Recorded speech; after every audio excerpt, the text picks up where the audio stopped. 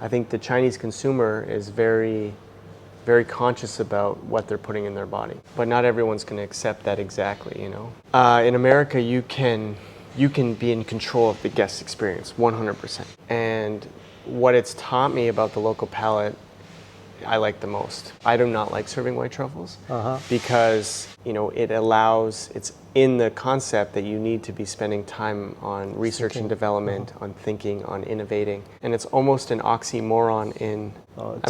They can do fine dining. I mean, every chef I think has to be a good host. I would say the overall concept of the food doesn't change very much. So that's kind of the first question, right? How different it is in United States and here. Yeah. Here is starting, but changing. They don't. I think people are following the trend, but they don't yet know why. But if you just talked about health and I think the Chinese consumer is very conscious about what they're putting in their body.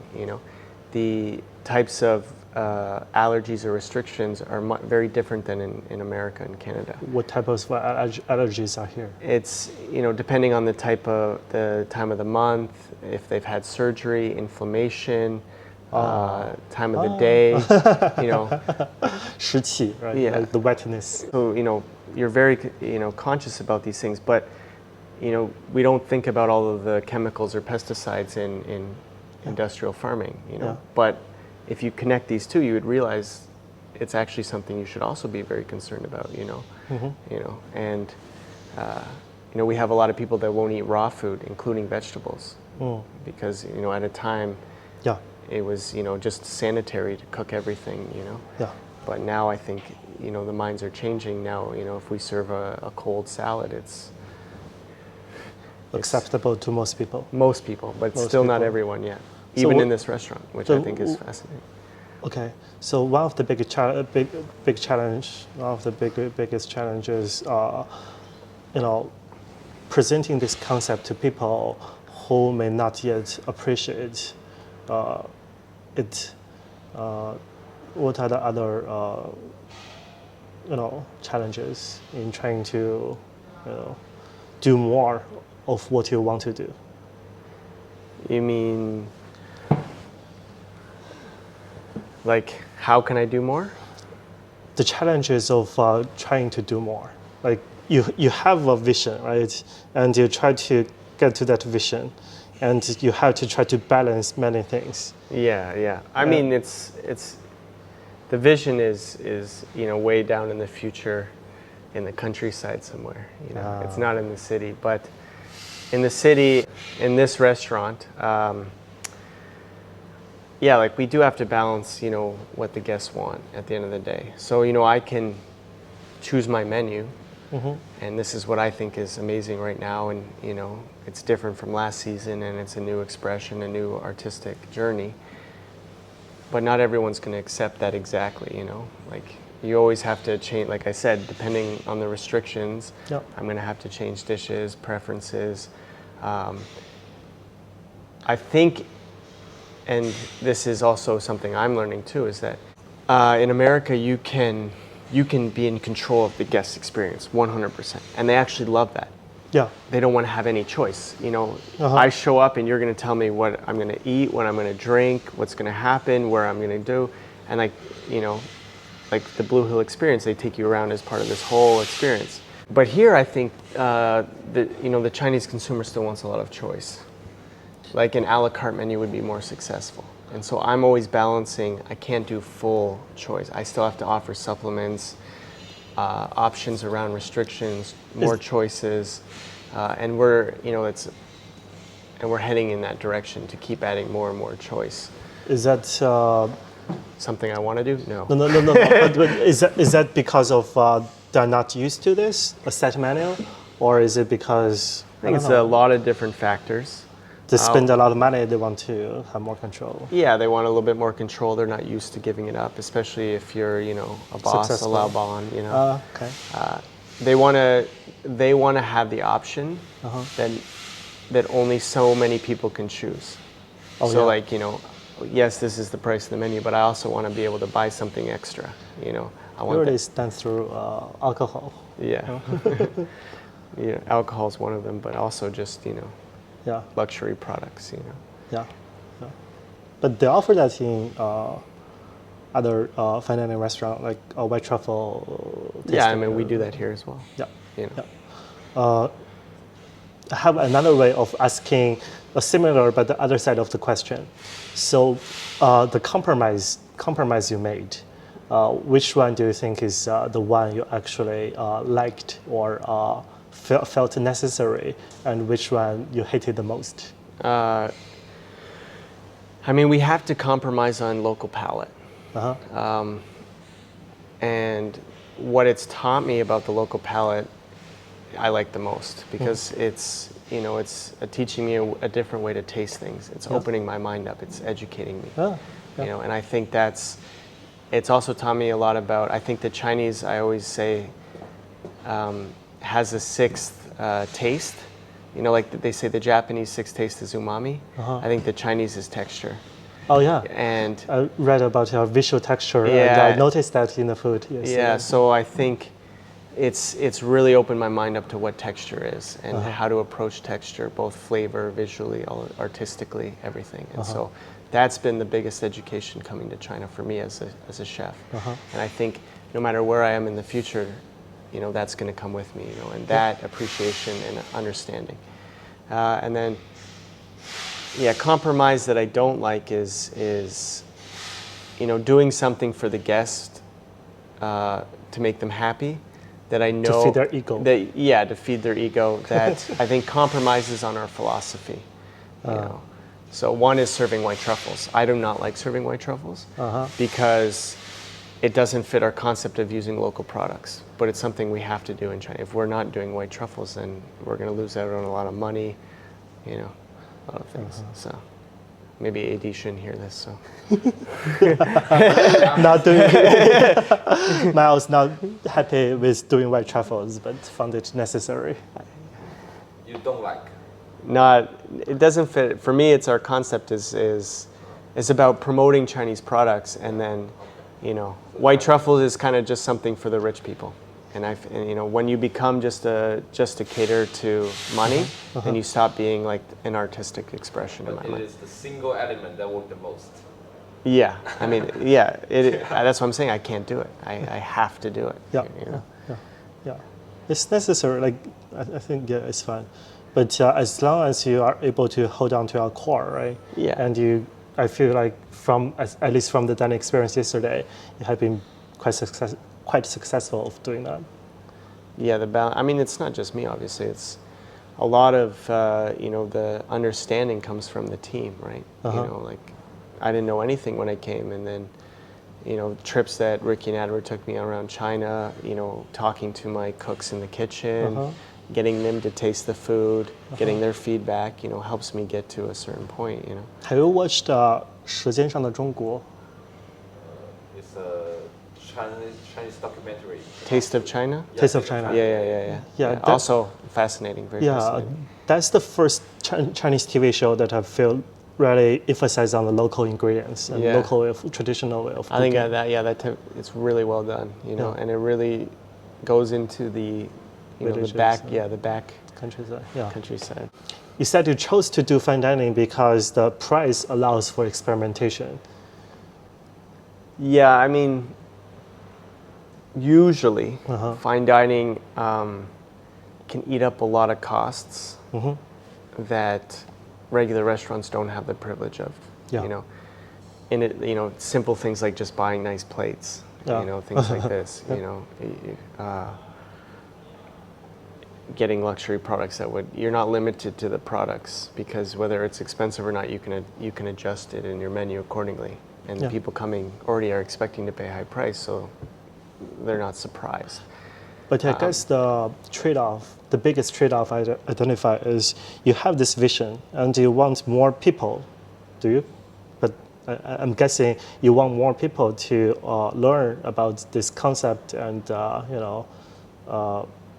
appreciate the ingredients, for example, or agree to this concept. Yeah, I But- mean, it's already happening in China. But I've already noticed a difference in 3 years. The limitation of doing fine dining is your influence or impact is limited to, the. I actually disagree. I think it's the opposite. Oh, please. So I think if you have, let's say Ah. a family restaurant, 200 people every night, you're busy. You're usually so busy you can't even step back to really think about, food in an artistic and expressive way. I think fine dining, doing less covers, it's in the concept that you need to be spending time on research and development, on thinking, on innovating. It's part of the equation of that restaurant.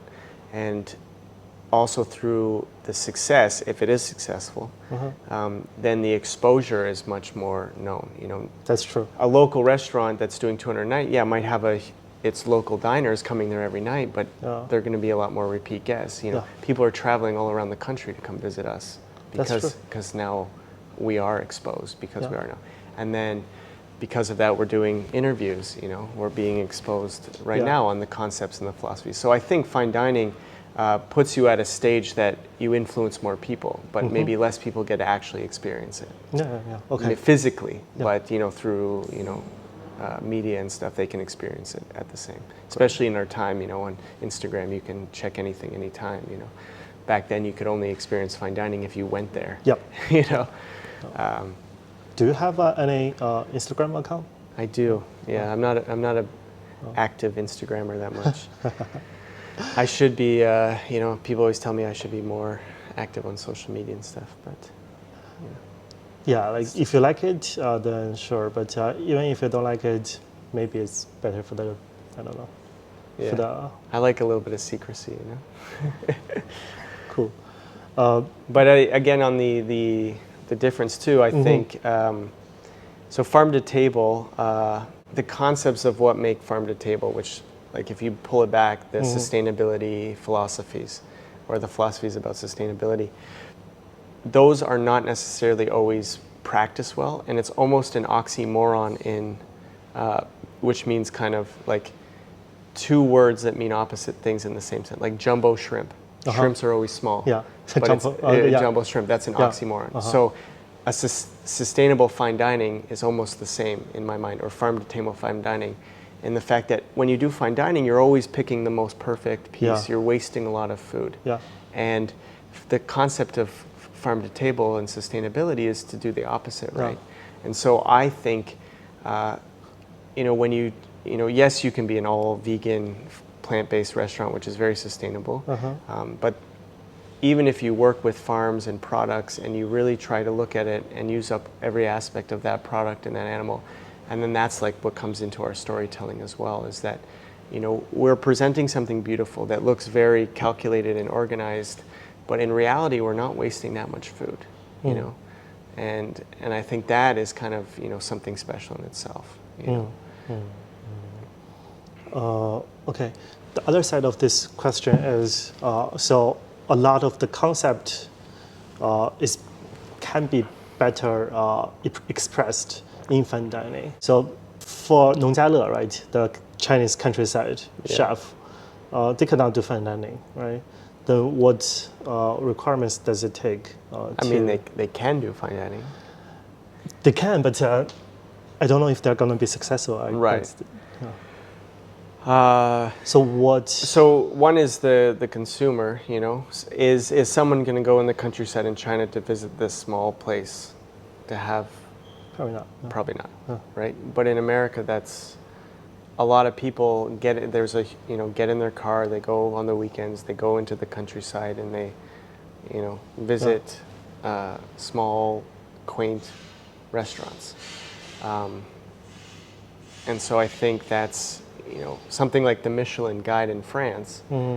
It's for this purpose. It's literally for this purpose. A 3-star meant you go out, you go out. A 2-star, maybe you take a detour. 1-star, you just, if you're in the same city.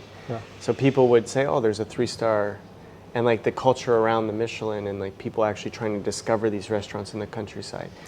And then it led to, okay, well, like myself, I'm a chef that wants to be closer to the products. I'm going to go open a restaurant in the countryside and do fine dining And then you can be. and I can, if I get 3 stars within the first 5 years, then I can be successful, or 2 stars or whatever, 1 star even. But if you don't get any, accolades, you would rely on your business to be local. Wait. But that's the a different part. You have the confidence, at least in the possibility of you getting 1, 2, 3 star, even if you are in the countryside. Right, but let's say there's no Michelin, Yeah. So you at least need to be confident in your ability to attract someone to take the tour to go and visit your countryside restaurant. So what I'm trying to get is, what are the most necessary skills for a chef to be successful, other than emphasize on the ingredients? It has to be a good experience. But for the chef, the skills chef, of the chef, he has to be a good host. Every chef I think has to be a good host, but even more so when you're putting the experience out in the countryside. So, for example, let's look at some restaurants that I think are well known in the countryside. Blue Hills, 45 minutes away. Yeah. It's not like completely out. It's not but that it is too hard. yeah. But Faviken. So Faviken used to be, I think it closed down now. It used to be a restaurant 5 hours away from Stockholm in Sweden, in the very north. Yeah.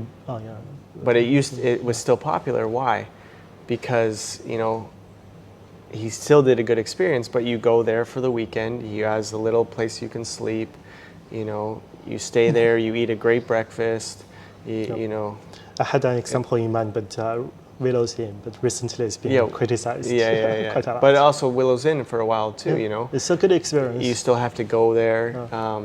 And so I think it's not just like a restaurant. Like this restaurant will attract anyone, business dinners, people looking for a special night, a birthdays, celebrations, all of that.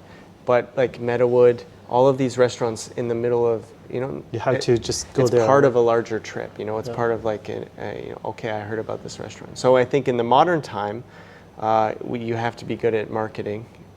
Social media, these kind of things, to at least get people to know that you're out there. I think there's a couple exceptions, and I actually, I worked with a couple of them. Like I said, this farm above Toronto, he didn't really care about accolades or marketing or that much.